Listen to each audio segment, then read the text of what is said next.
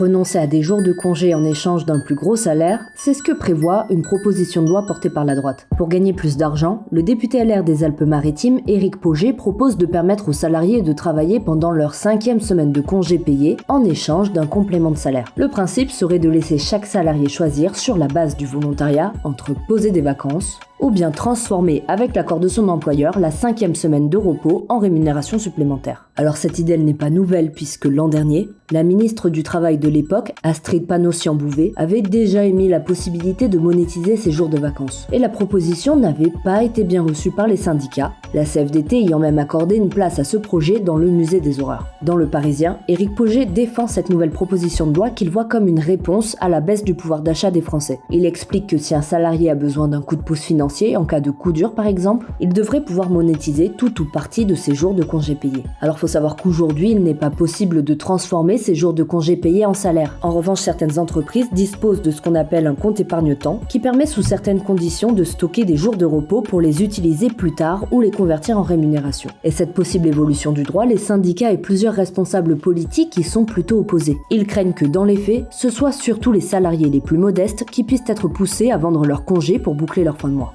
Sur France 2, le député Liot Harold Duhart a qualifié cette mesure d'absurde. Selon lui, on ne renforce pas le pouvoir d'achat en détricotant les droits sociaux ou les acquis sociaux, le vrai problème c'est l'inflation des prix et les salaires qui piétinent. On te tiendra au courant sur Brut lorsque la proposition de loi sera examinée à l'Assemblée nationale.